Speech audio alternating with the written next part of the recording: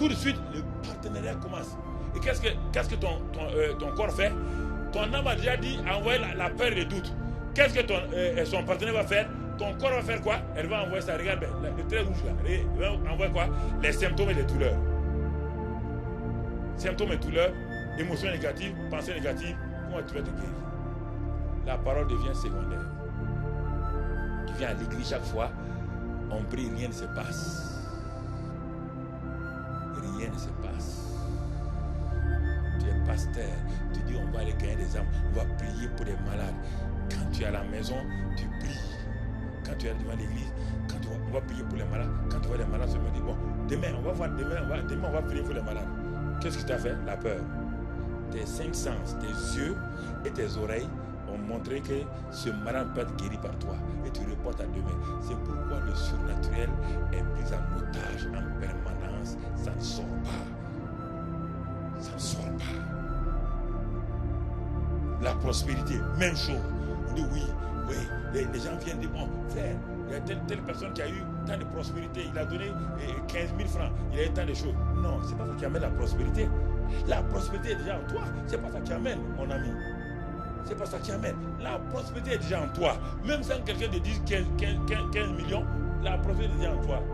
Mais chaque fois que le pasteur dit on va faire telle chose là, tu raisonnes comme Ananias et Saphira.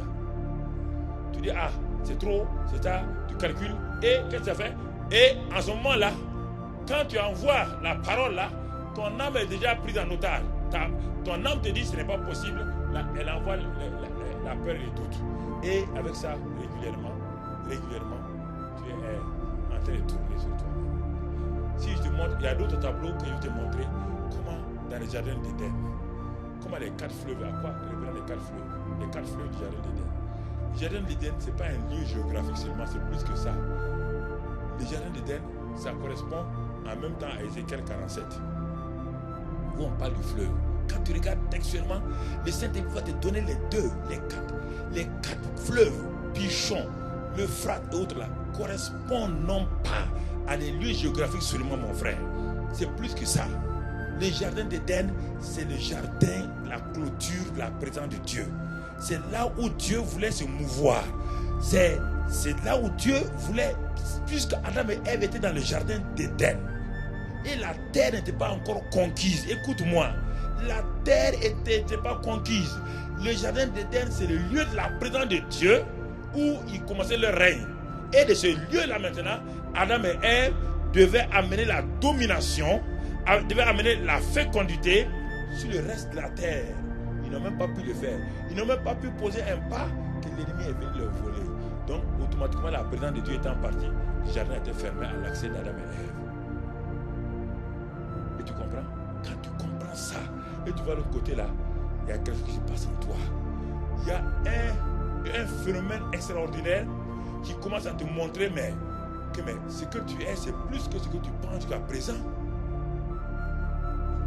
Ce que je vous ai dit là, ici, c'est toute une série. C'est une série que j'ai nommée Connais-toi toi-même. C'est une série depuis 2 mois, 3 mois que j'ai enseigné. Connais-toi toi-même. Et qui a bloqué beaucoup de gens, mais qui a débloqué aussi beaucoup de gens. Ça leur a permis de comprendre. Tu as déjà tout, tu n'as pas besoin de demander quelque chose.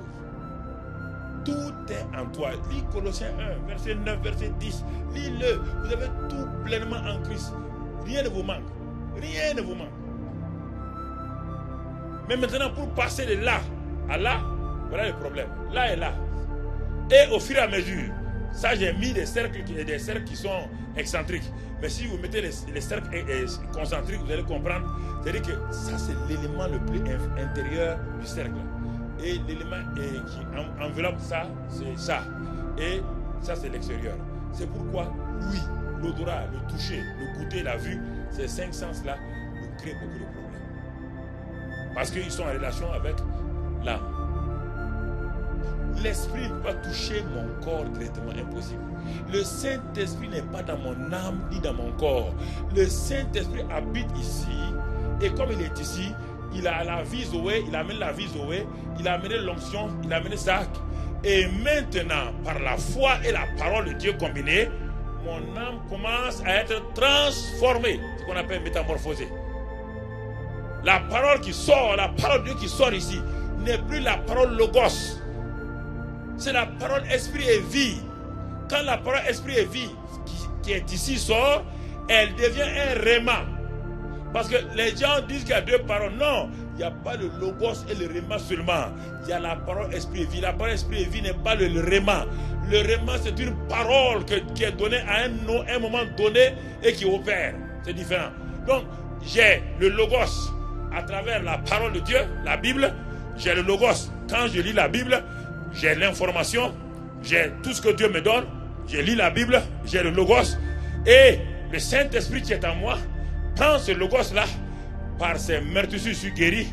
Je crois ça. J'ai lu. Et je continue à être malade. Et maintenant, qu'est-ce que fait? Maintenant, comme j'ai ici le Saint-Esprit et la parole de Dieu vivante et efficace, tranchante, en ce moment-là, les paroles qui sont ici deviennent des paroles esprit et vie. Pourquoi? Elles sont manifestées par la vie et par le Saint-Esprit ici. Et quand j'ai ça, maintenant, le Saint-Esprit, qui a ses paroles esprit et vie, me donne une parole réma. Et la parole réma sort. C'est elle qui sort. Et quand elle sort maintenant, elle va là. Elle va ici. Et quand elle va là, quand mon âme a été éduquée, quand mon âme a été métamorphosée, mon âme a été métamorphosée, parce que j'ai envoyé le logos régulièrement dans mon âme. J'ai envoyé ensuite les paroles esprit et vie. Dès que le logos, dès que le réma sort, étant donné que mon âme est habituée au logos, et la parole esprit et vie qui part là, le réma qui va vers mon âme là, n'a plus d'obstacle, mon ami. Mon âme accepte cela et ça se manifeste dans mon corps. La guérison vient ici instantanément. La guérison vient ici. La guérison vient là. Regarde chaque fois, pourquoi tu recules? Pourquoi tu vas en arrière? Pourquoi régulièrement tu crois, mais pourquoi ça ne va pas? Tu crois à la guérison. Tu crois à la guérison. Tu crois à la prospérité. Si on te dit que tu ne crois pas, tu seras fâché. Mais pourquoi ça ne l'opère pas? Tu es ici. Ça n'a pas été transformé. Tu n'as pas maîtrisé ça. Voilà ton problème, c'est ça. Ça n'a pas été maîtrisé. Alors que depuis longtemps, on vous enseigne ça. On vous a parlé, les pensées, la puissance de la pensée. On vous a tout enseigné. C'est ça. On voulait vous dire que si vous arrivez, ça là, il n'y a pas de problème. Ici, là, tout est parfait, tout est net. Il n'y a rien à changer ici. Voici tout le problème. Tout est là.